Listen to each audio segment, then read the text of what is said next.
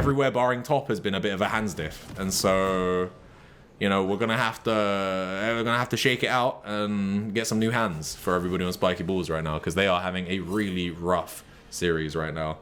And we got a couple people on comfort right now. We got Center on his Nautilus, Costa's on the Amumu. Yep. Early pings coming out here. Look at 5 members of Spiky Balls moving their way straight down bot here. They are looking for a level 1. No. Okay, all right. We don't want to see the game. Look at us, guys. There we go. 5-man deep. Look at the bush. Look at the bush. Looking for hooks. Unfortunately, they do. What the? Why? Center, bro, you trolled. Not like this. No. Center. Not like this. What could have been? That could have been insane if he had been the first person to move, but instead they throw Galio up front and just don't actually achieve anything here. I'm actually really surprised. Also, shout outs to man like Dark Lord for for getting the getting the overlay back working as well. Oh yeah. For those of you that Game 3 and we finally got the overlay. Let's get it. Hell yeah, dude. So we can do stuff like. No, we can't. It's not visible. We can't do anything. We're lying. Never mind. Yeah. But it's all good.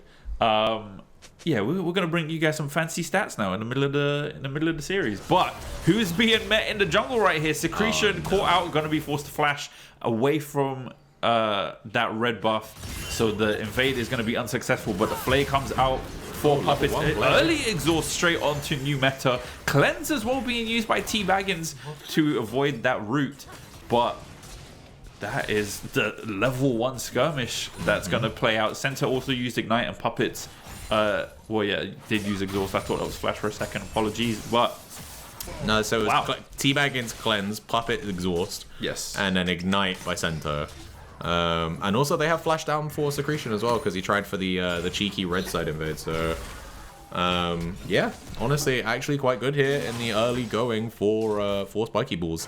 Nice hook there, gonna land onto the Thresh. Thresh is gonna meet it with another hook though, and now this could be first blood for either side. I think Nautilus is gonna go down. He commits. Center committed. Yeah, unfortunately was gonna die. I mean, this is the thing with the Thresh Nautilus matchup is that yes, Nautilus is able to to catch out Thresh on his shortcomings in terms of when he commits.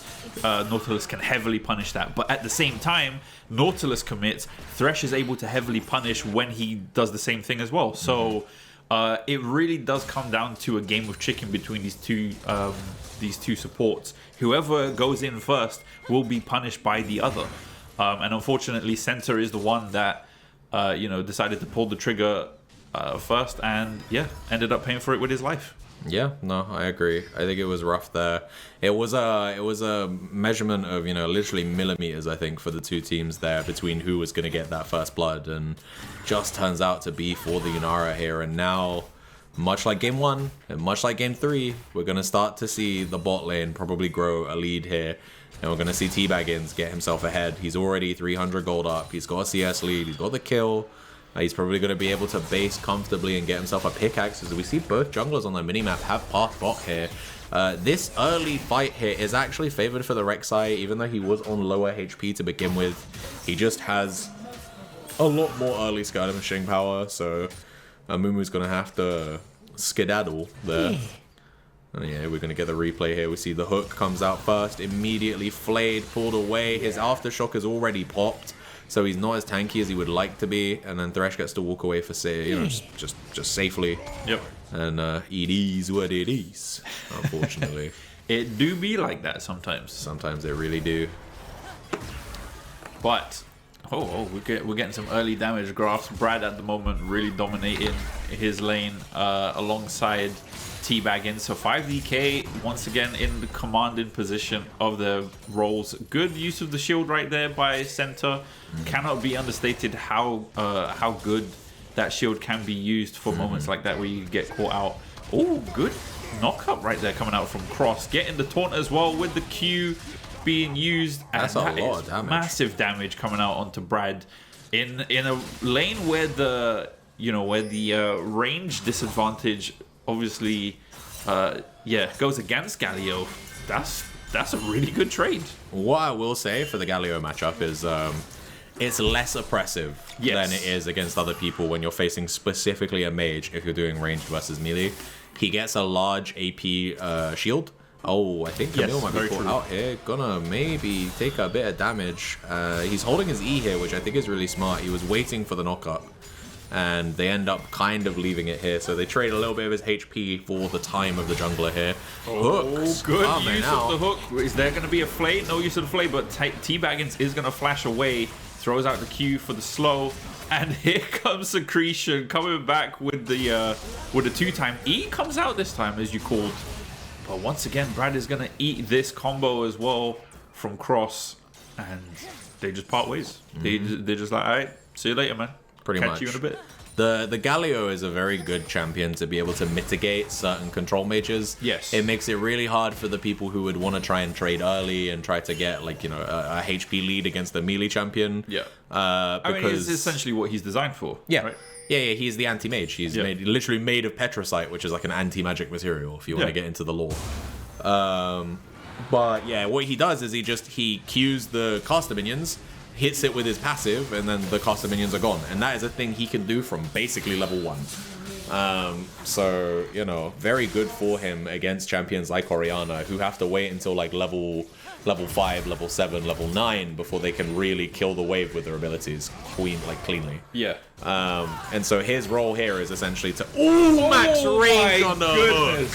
The phantom range. But hold on a minute. Puppets also gets a response hook with a flay as well. Flashes in to get the auto. He's going to be able to get it as she becomes visible, leaving the bush. And that is a kill confirmed by Puppets. Really nicely done right there. You cannot disrespect a champion like Thresh and Nautilus while under their own turret. And for very clear reasons. Yeah, New Meta is having a really hard time in these lanes. It was a really nice initial fight by Sento, right, to land all of that stuff, but then as soon as he gets hooked under the turret, it's cooked. He can't really do anything. Yeah, and then this little bit of vision play is really, like, cheeky, but unfortunately, Thresh does have, like, 200 to 300 range, I think. Yeah. And so, you know, he is able to get that auto attack off, and it's kind of cooked. Meanwhile, we see max range taunt gonna miss there by Cross. He is now level 7, so we could see beginnings of some roams, right? So Galio, again, like we said, he clears waves, and then he moves. He's kind of like the Morgana pick from Game 2. Yeah. You know, his job is just to clear waves, and then he's going to support his teammates when they're either in trouble or they want to start a fight. Yeah. So, you know, he's going to, hopefully, we're going to see him start to move around the map a little bit more. Cyclone comes out there.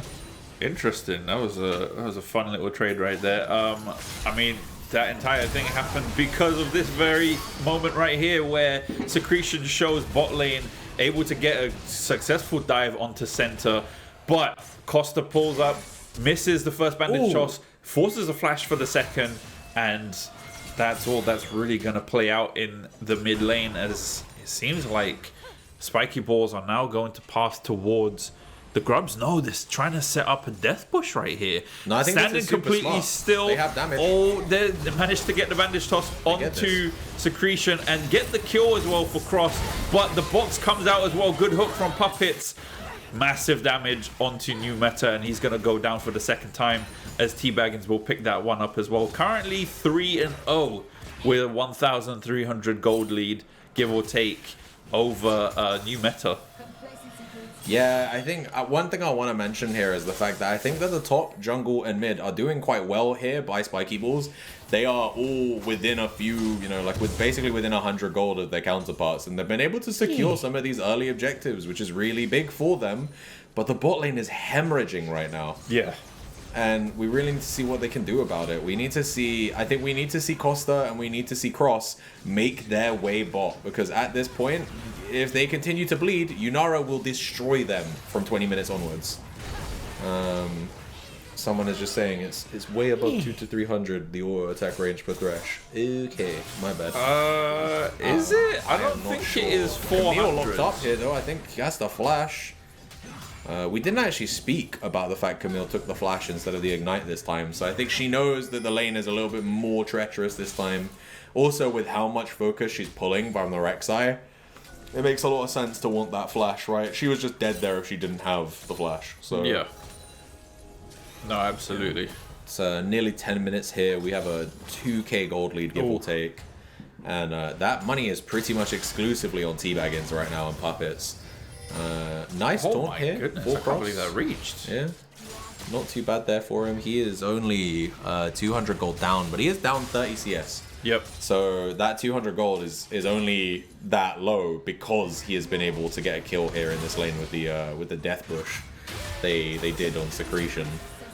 Meanwhile, top lane kind of going Wukong favored here. Gonna get the Q off. Q is really strong against champions like Camille. Gonna get the solo kill. And now things might turn a little bit sideways here in the top lane. So, gonna have to see if anything changes up there. There's gonna be at least one plate going over to Slimzy on the Wukong, and Wukong scales really well into the mid game. Oh, max range hook by Center once again here onto Yunara. Oh, Lulu's nearly here. I don't think they get anything though. Thresh is healthy. I don't think did they commit the ultimate by Amumu here. They do. Okay, 3 people committed. They get 1 kill. We take that. Okay, that is actually, you know, we said we wanted to see some focus here. Oh, it hits the minion, and they are. I don't like this dive, guys. They didn't know where Rek'Sai was, and Center's gonna die here. Bandage gets out. The Rek'Sai, unfortunately, is gonna catch him. No. And new meta pincered between the two is gonna go down as well. But that's 2 kills into Secretion. It didn't go over to teabagging, so silver lining, I guess. Yeah, I guess, but the problem is that they're fighting right now while Yunara has an item advantage. Yunara has the Blade of the Ruin King right now, so you know she is going to be stronger. Yeah. And so yeah, as we can see in the Twitch chat, some people are calling that the kill went over to Costa, which is rough because it means that the gold doesn't actually, you know, the lead doesn't shrink in the bot lane. Yes. Yeah, cool, they killed Thresh, but because the money didn't go onto Kai'Sa, Kai'Sa is still massively behind. And yeah, we can see here, I'm pretty sure it's going to be the W that takes it. I think he just doesn't turn W off, and then yeah, boom, it goes over to Amumu. Happens to the best of us, but and then yeah, this hook, if it landed on Yunara, cool, you got a kill. As soon as you see it doesn't land on Yunara, why are we pathing forward? Yeah. We knew there was nothing to get here, and then this is unfortunate. I don't blame Center for this. He tries to get away, doesn't respect the Rek'Sai ult, accidentally is going to end up meaning new meta dies too. Yeah. That's just a rough one, essentially. You know, a lot of people would just flash that because they panic. Yeah, of course. And maybe they think they can still get out, right? But with Rek'Sai ultimate, it essentially allows her to travel over there, and yeah, hard time. Yeah. See, someone's asking for a petition to make this a best of 7, just so that game 4 can happen with the Lee Sin AD carry. I don't know, man. I got stuff to do after this. I go go home, guys. We're only doing game 4 if Spiky Bulls can pull this one back, and it's currently 3k gold. So, I mean, look, I do want to say, compared to game 2, we are seeing shades of game 1 in this game for Spiky Bulls, right? They have taken the grubs, which is what they did in game 1. They do have a dragon, which is another thing that they've managed to do. Possible collapse onto Slimzy here, as Grub is going to pick up a kill, so now is back on the scoreboard. It currently has the gold lead now after that kill, which is a really nice pickup for him. Whether he's able to turn that into something to benefit the team or even the lane is left to be seen, but yeah, you did see Secretion did secure the dragon, and now we've got the combo here from Cross and Costa. Unfortunately, Costa is going to be taken down with Secretion also popping up, forcing a flash from Cross, which is interesting. I don't feel as though Cross needed to flash, but you know. And that was actually quite unfortunate there. So I like the idea of the play. We'll talk about it when the replay comes. But yeah, from here, Camille able to kind of bait in that the clone is used a little too early there, and then Wukong commits here. I think he doesn't know that Amumu is nearby. Amumu misses the bandage toss, but then just full sends it with Curse of the Sad Mummy. Yeah. Here, I don't see what Amumu sees. I don't like, even if he lands that bandage toss, he's 3 levels down and he has no ultimate, so he does not win this fight. He does finally land the bandage toss, but then, you know, Galio comes in, but he's already pretty much dead. Yeah. Like, there was nothing to really gain in that exchange. I think what it was just what we saw there, where if Costa landed the bandage toss, he would have been able to land the Curse of the Sad Mummy, he would have been able well, no, to... he didn't have it. Oh, he He'd didn't already even have used it. the Okay, top. well, Yeah, then these two plays happened within like 40 seconds of each other. I don't know. It was probably to keep Set Brad up in Galio. place, and set up Cross to be able to jump in and secure a kill. But of course, as you saw, Bandage Toss missed.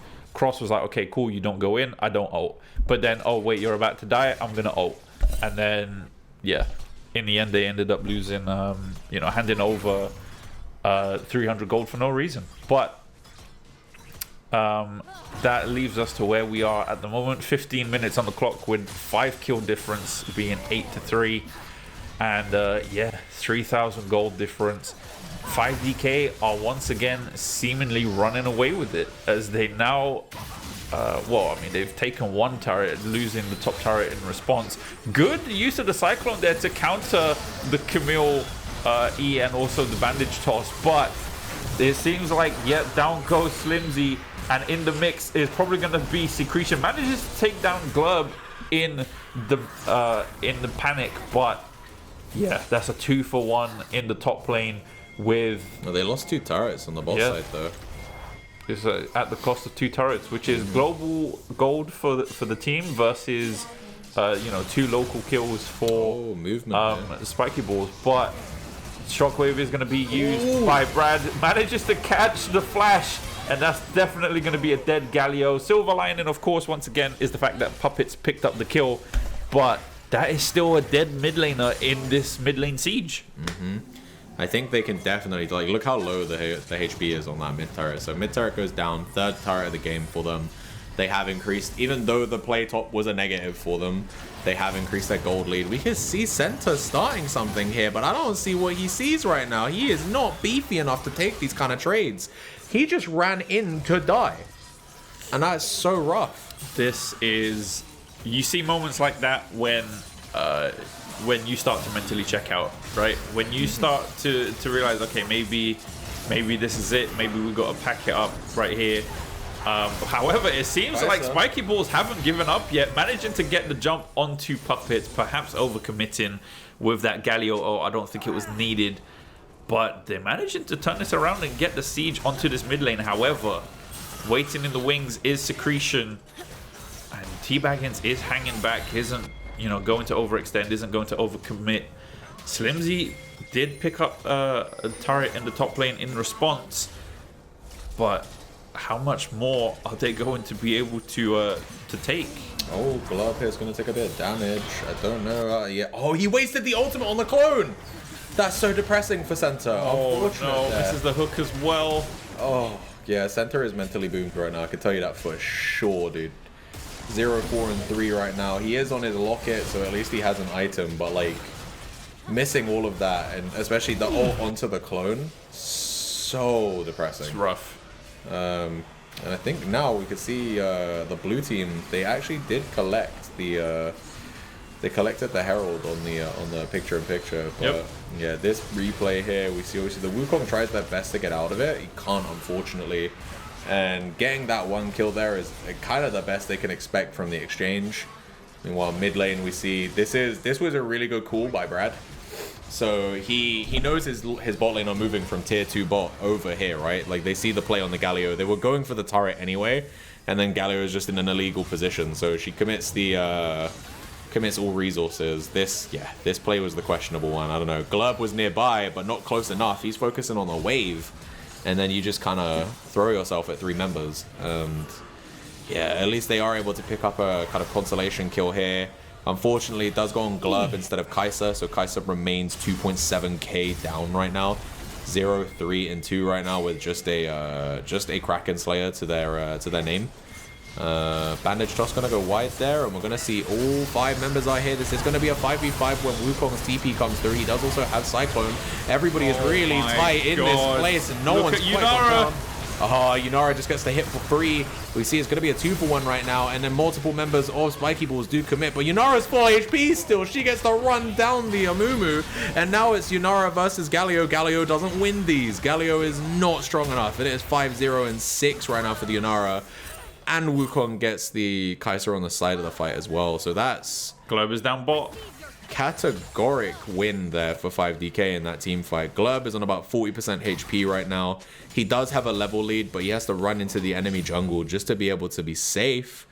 And oh my god, he decides to proxy? Really? Deciding to remove the wave from the bot lane so they can't siege the bot inhib turret. Seemingly going to sacrifice himself for this. Probably going to try and take out Slimzy, but is going to run into Secretion in the jungle and hands over a kill for you know, stopping a bot lane siege. I don't know. Questionable decision right there. Crazy. Unfortunate there for Glurb, I think. He is the only person on his team right now with a gold lead, and it is only 600. Everywhere else on the map is looking pretty blue.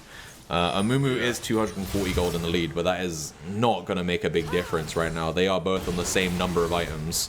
So, gonna be a hard one here, I think. And 5DK get complete control over this Drake. Gonna put themselves on second Drake here. Atakan is also up, so they may choose to start it. Wow, they just rotate. Yeah, they just go straight over to it. I think now that they know enemy laners are here, they're like, oh, this is kind of risky. I don't know if we start this, but they are going to start it because the thing is they're all moving in the choke and they're all going to get caught by the Cyclone. Oh, no. This is big shades of Ace of Spades versus 5DK. That exact same shit happened to us, bro. That exact same shit happened to us with the Wukong. We tried to try and, you know, see if we can find something when we're behind. See, oh no, look, they're getting shredded by it. Like, you know, their resistances are being shredded, and then they take a fight in that little tri-brush there. And, yeah. You know, you play a champion like Wukong, you have a champion like Orianna. They love those choke points, and you just get cooked. I mean, what does it matter if your defenses are getting shredded if you don't let the enemy hit you? Yeah. Right? If you knock up all of them and kill them before they're able to do anything about it, the armor shred doesn't, or the resistance shred doesn't matter in the slightest. In response, though, we did see that Spiky Pulse did go for the mid lane push. They were able to get that in a turret at least. So, you know, good decision there to not let that Atakan go, you know, unchallenged. Good use of the E to force a flash from Wukong. Able to get the kill onto new meta, but unfortunately 2 members are going to pay for it right there. So that is a 2-for-1 with, yeah, Spiky Balls once again ending up on the back foot. I don't know. We got 6.5k gold in the lead right now for 5DK.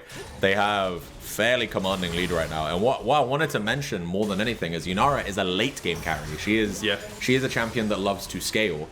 And she has been allowed to scale so aggressively here. She's already on 3 items. She's got the Bork, she's got IE, she's got Renans. We see a hook come out here onto Brad, and there are multiple members here. They will probably be able to get this. She doesn't have the time to. She gets locked up. She goes straight down. So that's a nice thing for them to get there. They get a kill onto the Galio. Galio is on 2 items now. Riftmaker will give him a bit of sustained DPS, but now we see Costa get caught out, and he's gonna get popped. And now it's a second kill quickly. As soon as Yunara's in these fights, there's nothing they can really do. Camille does actually kill her, but another Cyclone is going to come out, and I think everybody's going to die here. That's going to be another kill here. Senta has to flee for his life by flashing over the wall. Misses the hook! No! Oh, they know he's in the bush. He's not getting away from this one, man. It's so tough. Oh, I don't know. It's going to be the 7th death for him. He's just taking it as, well, they can't send everybody to stop this inhibitor push, right? Thresh is chasing him like no tomorrow with his little level lead, 1.8k gold in the lead. And if he can't land this hook, it might be an execute, but we'll have to see. Senta, what are we doing, bro? He's just emoting at this point. I think he's mentally checked out. I mean, at this point, look, Thresh is clearly faster than he is. He can't recall because Puppets is there. Yeah. That is just waiting for the inevitable for another team member to pull up to claim that gold. So unfortunately, Senta was stuck between a rock and a hard place right there. But yeah, as you saw while that great escapade was happening, the 5DK team were able to get the top inhib, so that lane is now gonna have the super minions running down. Not exactly the ideal one when you're trying to set up for a Baron play, but perfect for Dragon players. The two-man Curse of the Sad Mummy to try to set up an escape. Yunara's ulting. I think she wins this. Yeah, absolutely. Oh my goodness. Quick double kill. It was extremely close. And if new meta was there to be able to, to get that kill or to help out Costa onto T-Baggins, it probably would have turned into a kill. But we're seeing this back and forth constantly happening in the top lane. And Slimzy comes out on top, using that lead to his advantage once again, as that is going to be his 7th kill on the board. Yeah, mitigating the lead that Camille had, because it was a small lead to begin with, to be fair. I think, Wukong is just quite strong right now. He's got the Ravenous Hydra, he's got the the Trinity Force, and he shreds people. I believe he's got the Tunneler there, so that might be going towards a Sundered Sky next, just to give himself a little bit extra sustain in these extended fights, because his job at the moment is not going to be the hard carry. They are happy to leave their now 4-item Yunara to be the primary DPS. His job is going to be to survive in team fights and to knock people up with Cyclone. That is his entire purpose right now. And the fact he's able to get that 1v1 kill on top lane is actually just icing on the cake. We can see the Death Dance has been finished here for the Camille. They are going to start this Drake, even though they are severely behind. We got a 10k gold lead right now. I like this decision.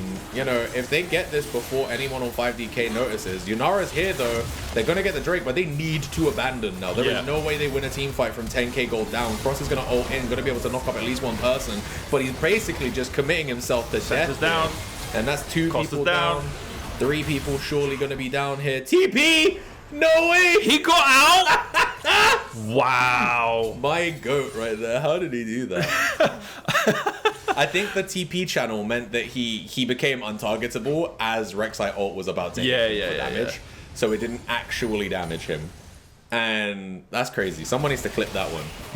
That was crazy. It is going to be a Baron here though. Not much else that can be really done. I think so many people are dead. There's no control of the map right now. 11.1k in the lead. It's categoric at this point, I think. Spiky Balls need to pull something insane out of the bag right now. We can see Glurb is trying to make sure that the lanes that haven't got super minions are pushed out, just to make it hard for them to push with the Baron buff, right? If you can prevent them from having a wave, having a Baron buff doesn't do anything. So he's, he pushed out mid. He's now going to try and do top. Top. He's trying to do bot. Wukong is already pushing in that lane. Galio has actually come around to try and make sure he could escort the Camille out. Camille's gonna go onto Orianna though. Gonna use her ultimate. I think, Ori can't flash out. You saw the positioning there that she thought she was gonna try and get out. Cyclone's gonna come out here in a 2v1 in the bot lane. Galio doesn't have much armor though, so he is gonna get shredded, and now it's a Mumu versus Wukong. I don't know if a Mumu wins this one. Wukong has a lot of damage, and it's gonna be 2 kills over for them. And other bot lanes are battling in the middle of the base, and it's Glove against the world once again. Yunara's gonna get tons of damage here onto them. Nice hook by the Thresh, and I think that's GG. That's it. Game, set, and match. Tournament goes to 5DK, as they will be your Weenie Hut Jr. tournament bracket winners. Wow. What a series, man.